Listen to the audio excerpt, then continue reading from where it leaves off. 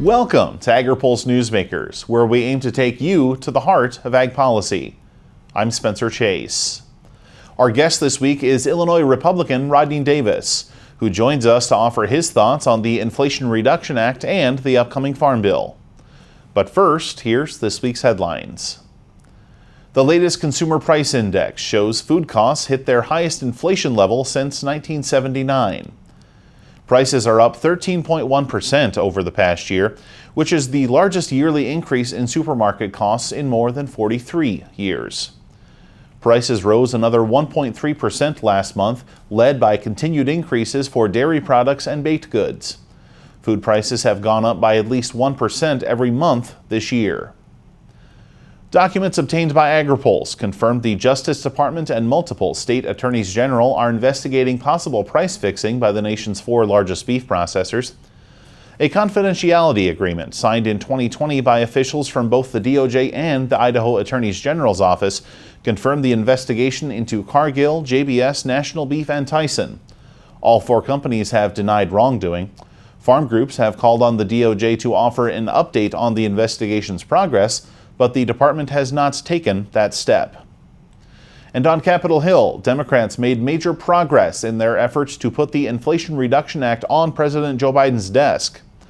The bill includes big investments in debt assistance for disadvantaged producers, drought relief for the West, and an infusion of money into some familiar conservation programs. Illinois Republican Rodney Davis sits on the House Agriculture Committee.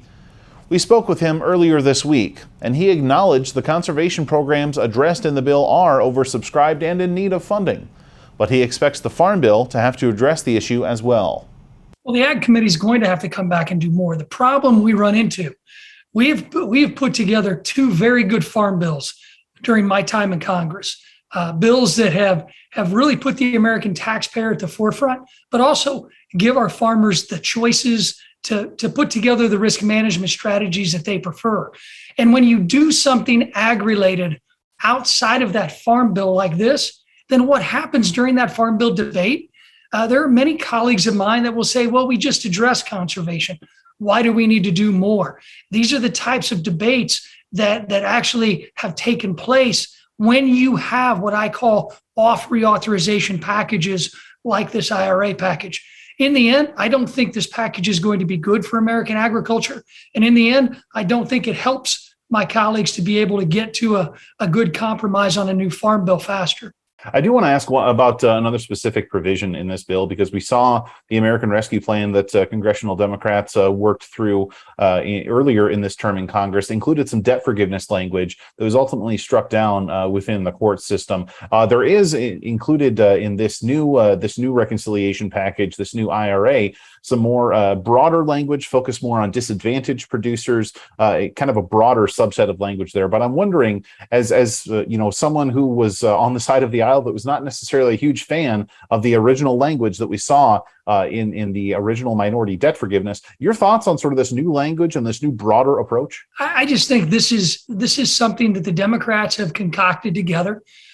Provisions are put in place not because they're best for the American people, not because they're best for American agriculture, but because they're best for a certain member of Congress to address a certain constituency.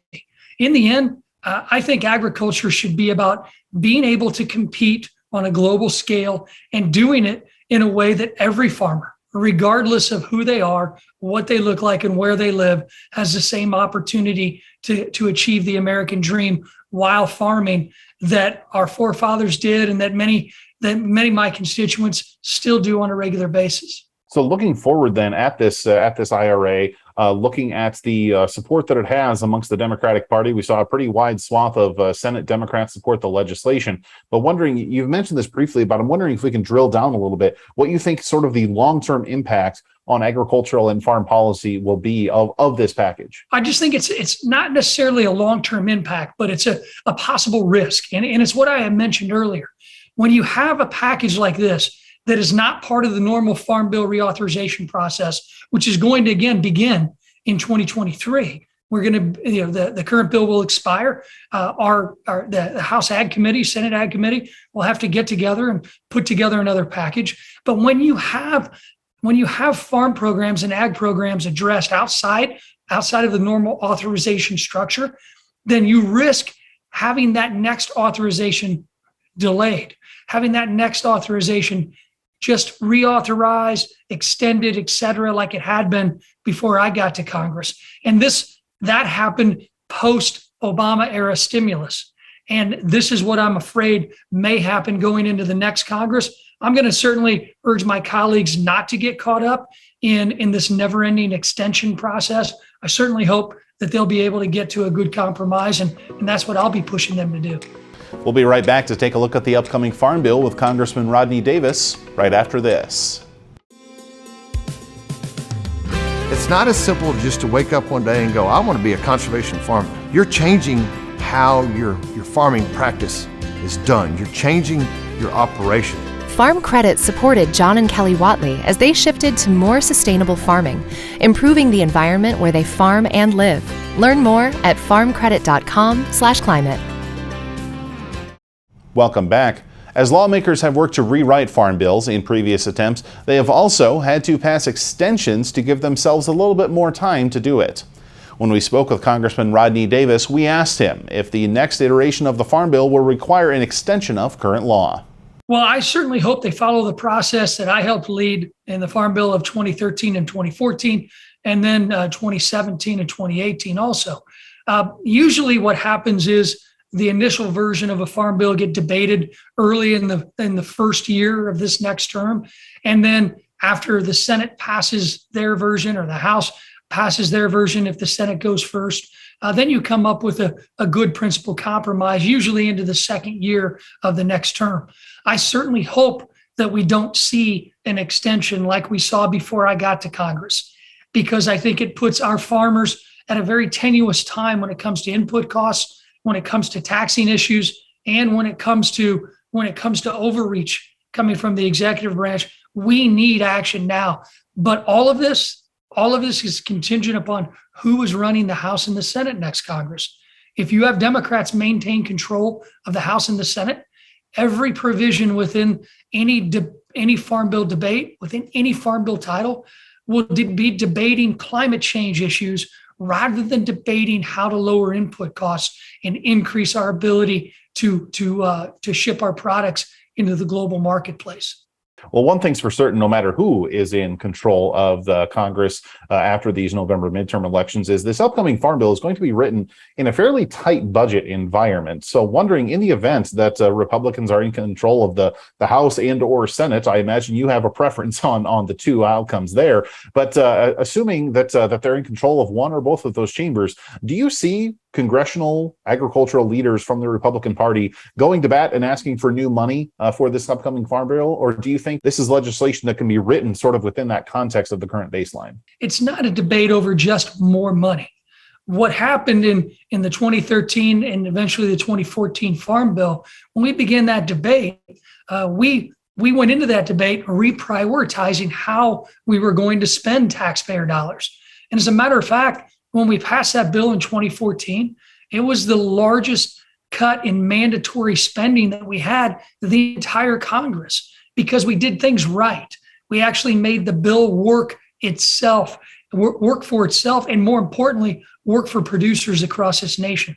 And I think my colleagues are going to be able to have that same debate when Republicans take over. And our farmers agree that we just can't continue to add to the national debt indiscriminately.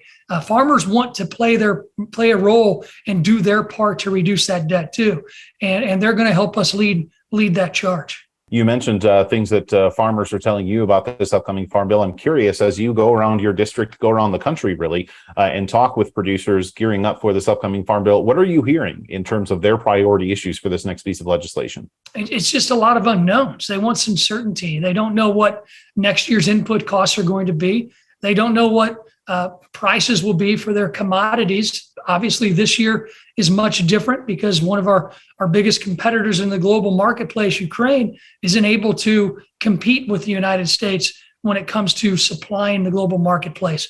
And that's going to have a positive impact for American farmers this year on prices. But is that going to be the same next year? We don't know. It's that uncertainty that we hear about. But what they want us to do is address some macroeconomic issues. We've got to do what we can to lower inflationary costs. That will in turn help our farmers to be able to succeed, be able to afford to run their operations without investing more and more in risk management options at the policy level. So obviously, I want to step back a little bit here. Where obviously we're seeing sort of a August recess break to consider this Inflation Reduction Act. But wondering, kind of as you look at the rest of the congressional calendar into September, into those midterm elections, and into the lame duck session, anything in particular you're watching for in terms of the congressional agenda and things that the American public, your colleagues, folks like me should be watching for and seeing in terms of things that could or perhaps should happen between now and the end of this current Congress? I think it's all going to depend upon how we fund government. The Democrats have us in Congress for 2 weeks in September, and then outside of DC the entire month of October. Our fiscal year ends September 30th. They're going to have to either rush an appropriations process, which I don't think at this point in time with the schedule that they put forth is possible. You're likely going to see a continuing resolution, which does not help our farmers. It doesn't help our producers. We ought to be able to make sure Washington isn't the only level of government where people don't expect us to actually pass a budget, pass our appropriations process. But that's what Democrats are forcing us into at the end of September, the way it looks. Anything in the lame duck session that you're going to be watching for, assuming that a continuing resolution will be punted into that time frame as well? Yeah, it'd be kind of a long-term spending plan. Once they punt a CR, probably till after the election, that means that we'll be back come November, December. I certainly hope we can get a long-term, at least fiscal year 23 spending bill done like we should do on a regular basis. That's about the only thing that you'll probably see come down the pipeline between now and the end of the year. I don't see Democrats maintaining control of the House. They don't have another reconciliation process that would be able to get them through the lack of 60 votes in the Senate. And therefore, you're probably not going to see much action out of Congress over the next few months, especially in the House and the Senate, until Republicans hopefully take over. Well, a lot to be watching for up until that could potentially take place. A number of things on the congressional agenda, a number of things for us all to keep a close eye on. And Congressman Davis, we appreciate your time. Hey, thanks for having me on. We'll be right back to hear from this week's panel. But first, our Hannah Pagel takes a look at how consumers are spending their food dollar in this week's Ag by the Numbers. Consumers have had their fair share of ups and downs when it comes to where they purchase food and how much it will cost them. This chart shows the share of disposable personal income spent on food in the U.S. from 2019 to 2021. Disposable personal income is the amount of money U.S. consumers have left to spend or save after paying taxes. Looking around the world, U.S. consumers spend a smaller amount of their after-tax income on food than many other countries. From 2000 to 2019, the share of U.S. consumers' after-tax income was relatively steady, rising from 9.9% in 2000 to 10.3% in 2019. In 2020, the COVID-19 pandemic forced consumers to eat out less, and not surprisingly, they spent less of their take-home pay on food. However, once COVID-19 vaccines were distributed and social distancing barriers were lifted, the share of food away from home purchases rebounded close to 2019 levels in 2021. These may not look like big movements, but think about it this way. ERS says American consumers, businesses, and government entities spent $2.12 trillion on food in 2021. So small movements in these bars could mean millions of dollars for producers and agribusinesses. Cash-strapped consumers are also looking to stretch their food dollar as inflation hits record levels in 2022. The most recent consumer price index was relatively flat, but food prices were still going up, and many are wondering just when a leveling off will take place. For this week's Ag by the Numbers, I'm Hannah Pagel. Farmers are always there for each other. We shed tears together, we celebrate together, but we also grow together. Farm Bureau is the largest general farm organization in the country. We have the farmers' back. If you're a farmer and you're not a member, we would welcome you into our Farm Bureau family. And if you want to know more about agriculture, come be part of this great family. Welcome back. We've heard from Congressman Davis. Now let's hear from an expert panel on this week's news. Excited to have a conversation here with a panel of experts on farm policy. Joined this week by Laura Wood Peterson with LWP Consulting, Daren Bakst with the Heritage Foundation, and James Glueck with Michael Torrey Associates. Appreciate all of you taking the time to join us. And Laura, I want to go to you first because we're looking at this Inflation Reduction Act on the show this week. The entirety of Washington is looking at it throughout its various conversations. And one of the things that we see in that bill is a lot of investment in conservation programs, some familiar conservation programs that a lot of producers are already using, but an additional kind of influx in funding. So I know you work on conservation issues quite a bit within your consulting, but wondering what you anticipate will be sort of the on-the-ground impact in 10 years maybe of this level of additional investment in conservation. Hi, Spencer. Thanks for the question. I'm coming at this from a climate policy lens, and this is a historic investment in natural infrastructure coming off the bipartisan infrastructure bill.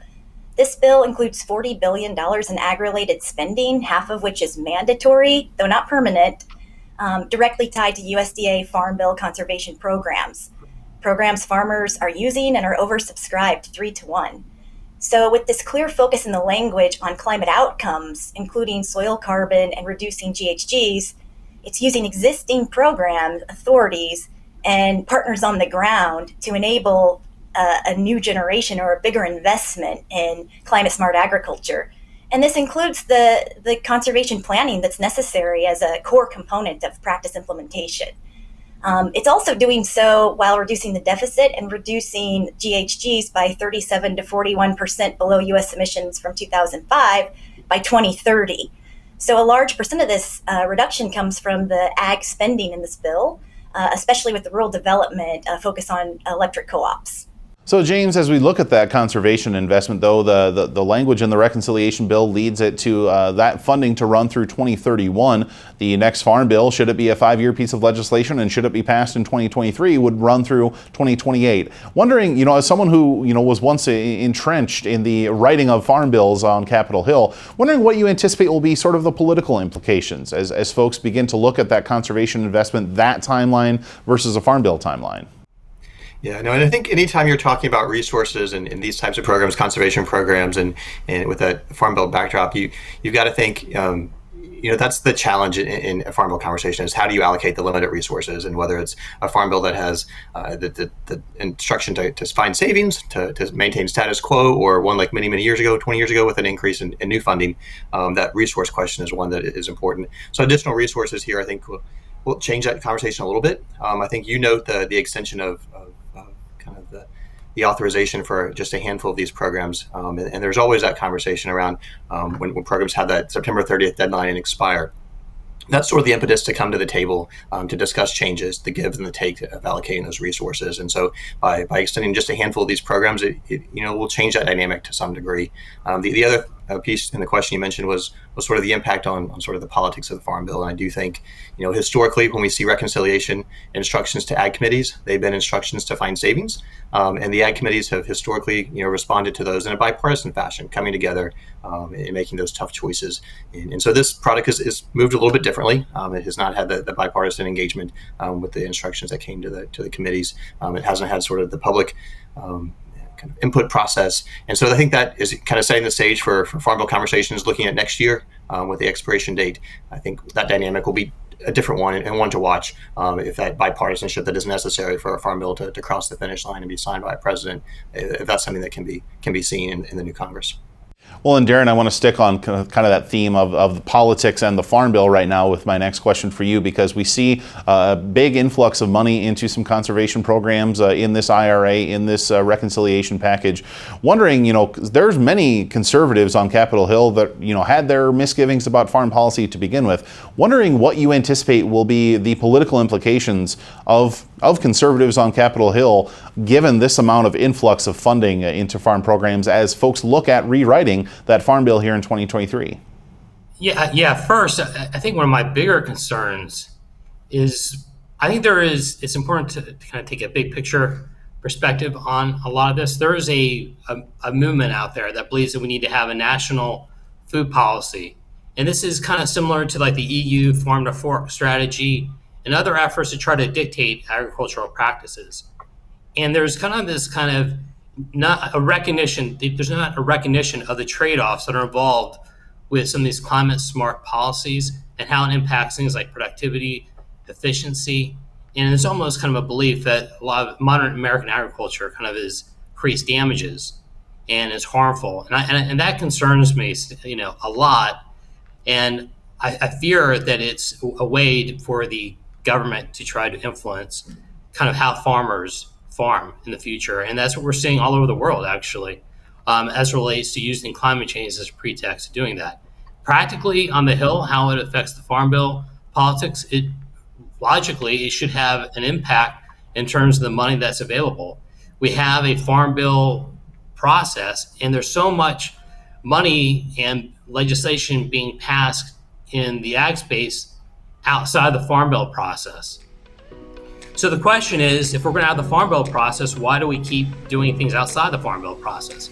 So I think it undermines the whole legitimacy of the whole 5-year Farm Bill itself. We'll be right back with more from our panel right after this. Looking closer, seeing further. That's how we do it. At Curious Plot, we're driven to find what's next for agriculture, animal care, and food. We stay curious because that's what it takes to grow understanding. That's how we plot strategies and tell stories that get results time after time. Marketing, communications, and consulting that look closer and see further. Curious Plot. We can't wait to help you tell your story.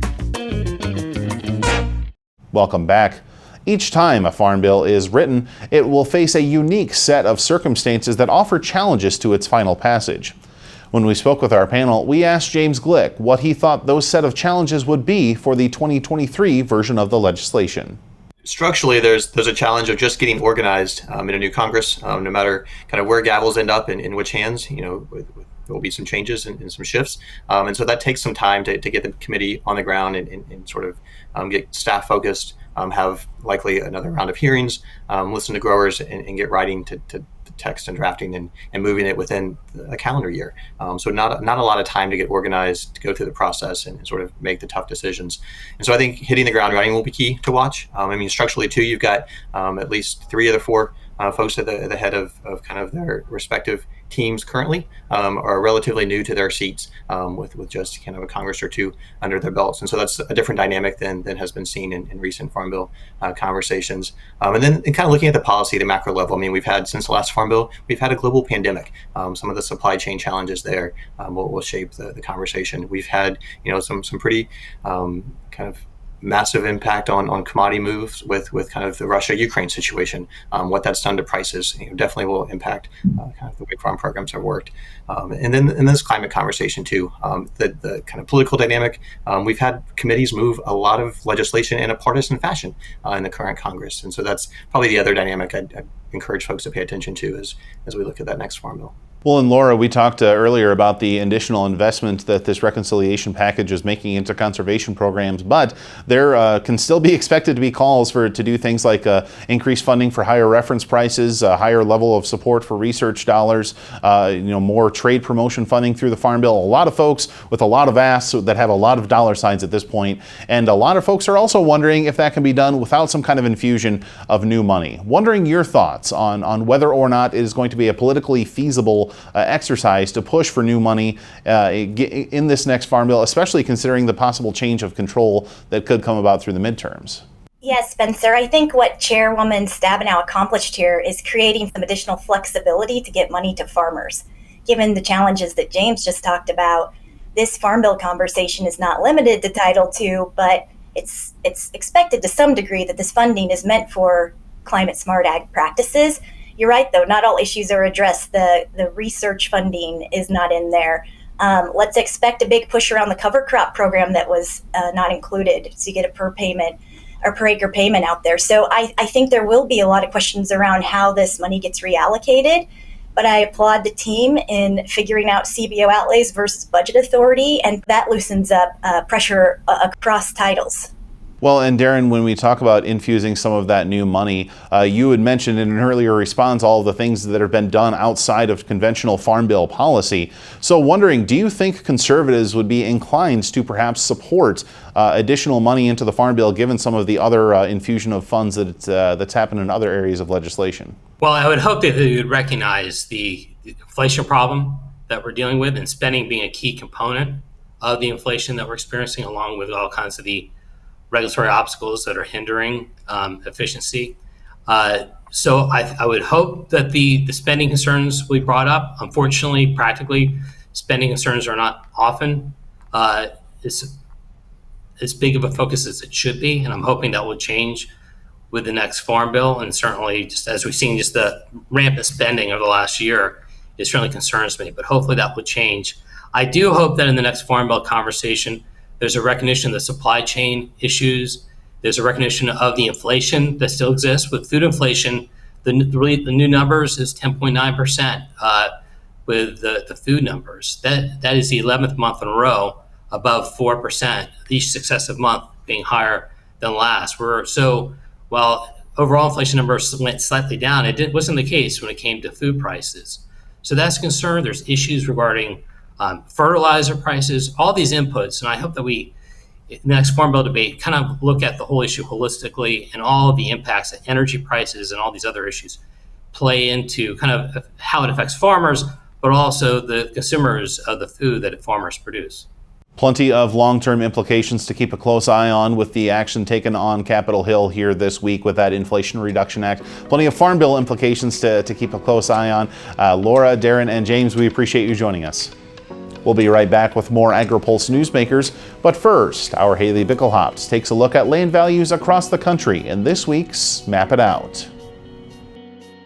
Just as fertilizer, fuel, and other inputs are costing farmers more this year, the value and price of farmland is also on the rise. USDA's National Agricultural Statistics Service recently reported American cropland has increased in value by about 14% in 2022. This map shows each state's average cost of farmland per acre. Iowa ranks as one of the more costly states with an average price of $9,400 per acre, which is about a 21% increase from last year. In our nation's largest agricultural state, California farmland prices increased by about 10% to $12,000 per acre. But some farms without access to water in the drought-stricken state are seeing land values decline. The Northern Plains region, which stretches from Kansas to North Dakota, saw the biggest price spike as farmland increased by almost 20%. Kansas has the biggest increase in that region, jumping from 25% over 2021 values. Although prices have increased, some economists believe the NASS figures are on the modest side. Experts also say increased prices may be good for landowners. However, it is an additional high input cost for those renting land. This is especially true for small and beginning farmers. To learn more about the surge in farmland value, check out Bill Thompson's story at agripulse.com. For this week's Map It Out, I'm Haley Bickelhopt. Did you know Agri-Pulse has all your favorite podcasts, including Open Mic, Newsmakers, and Drive Time? Take us wherever you go. Subscribe at agripulse.com or on Spotify, Google Play, or Apple Podcasts. Agriculture Future of America is a nonprofit building transformational leaders in food and agriculture. AFA prepares college students to join the workforce as innovative and engaged young professionals who will shape the future of agriculture. Head to agfuture.org to find out how you can get involved. Thanks again for tuning in for another episode of Agri-Pulse Newsmakers. We appreciate you joining us every week for these last several months, but Congress is set to take a break during August, and so will we. We'll be back with new shows beginning September 2nd, but in the meantime, I will be attending this year's Farm Progress Show in Boone, Iowa that runs from August 30th through September 1st. I'll be joined by Agri-Pulse editor Sarah Wyant, who is moderating a farm policy discussion with G.T. Thompson, the ranking member of the House Ag Committee, and several other members of that committee. And of course, we will still be providing daily updates on our website at agripulse.com. Be sure to visit there for the latest farm policy news in Washington and across the country. And we, of course, would be remiss if we didn't acknowledge in this episode, it is the last time that our viewers will notice Haley Bickelhopt, our intern for the summer, joining us for the production. Haley, we appreciate you joining us here this summer. Thank you, Spencer. It's been such an opportunity, and I'm so honored to be able to be here. Absolutely. Well, we were honored that you joined us not only in this show every week, but also in the office every day. It's been great to have you on board. But I think that's going to do it for this week. So for Haley Bickelhopt, I'm Spencer Chase. Have a good one. Newsmakers is a production of Agri-Pulse Communications. For more ag policy news, visit agripulse.com. You can also find our new content on YouTube and wherever you get your podcasts. Don't forget to follow Agri-Pulse and our correspondents on social media to get breaking news and more.